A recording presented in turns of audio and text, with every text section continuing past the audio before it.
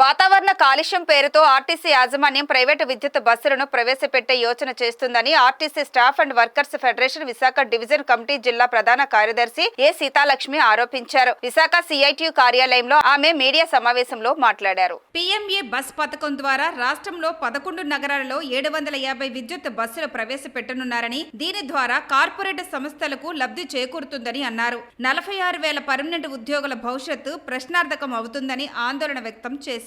విద్యుత్ బస్సులను ప్రైవేటు వారికి కాకుండా నేరుగా ఆర్టీసీకి కేటాయించడం ద్వారా ప్రజలకి సౌకర్యవంతమైన ప్రయాణ సౌకర్యాన్ని కల్పించవచ్చని అన్నారు. 2029 నాటికి మొత్తం 100% కూడా ఈ ఎలక్ట్రిక్ బస్సులు, విద్యుత్ బస్సులు ప్రైవేట్ పరంగా తీసుకురావాలని చెప్పేసి చూస్తున్నారు. కాబట్టి రాబోయే రోజుల్లో ఆర్టీసీ నష్టపోయే ప్రమాదం ఉంది. ప్రత్యేకించి ఉద్యోగులతో పాటు ఏదైతే ప్రజలు సౌకర్యాలు పొందుతున్నారో ఈ ప్రజలందరూ కూడా నష్టపోయే పరిస్థితి ఏర్పడుతుంది. కాబట్టి దీనికోసం అనేసి ఈ విద్యుత్ బస్సులు అన్నీ కూడా ప్రైవేట్ కాకుండా ఆర్టీసీకి, ఎందుకంటే ఒక్కొక్క బస్సు ఇది 2 కోట్లు ఖర్చు అవుతుంది కొనడానికి. అందులో 30 లక్షలు కేంద్ర ప్రభుత్వం సబ్సిడీ ఇస్తుంది.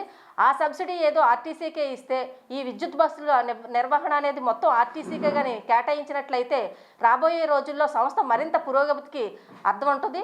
అలాగే ఇప్పుడు రాష్ట్ర ప్రభుత్వం కూడా మహిళలకు ఉచిత బస్సు సౌకర్యం కల్పించడానికి ప్రయత్నాలు జరుగుతున్నాయి. ఇది చాలా మంచి విషయం, ఆహ్వానించాల్సినటువంటి విషయం. తద్వారాగా పబ్లిక్ ట్రాన్స్పోర్ట్ని డెవలప్ చేయడానికి దాన్ని ఉపయోగపడుతుంది. ఎప్పుడైతే పబ్లిక్ ట్రాన్స్పోర్ట్ ఉచిత బస్సుల ద్వారాగా ఎక్కువ బస్సులు కొనడం ద్వారాగా పబ్లిక్ ట్రాన్స్పోర్ట్ని మనం ఎంకరేజ్ చేస్తామో దానికి అనుగుణంగానే పొల్యూషన్ కూడా తగ్గించే అవకాశాలు ఉంటాయి.